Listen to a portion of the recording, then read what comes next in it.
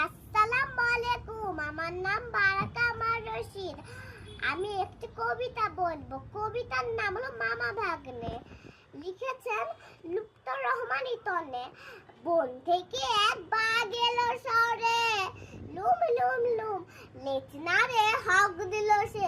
হুম সম্মে দিয়ে গজ্জাতে হয় তুম তোমের সাথে পারিয়ে বিড়াল তিলাল। যাচ্ছিল এক শিয়াল, বাঘ দেখে ওর ভিমরা খাওয়ার পালা। চোখে দেখে চোখে ফুলের মালা।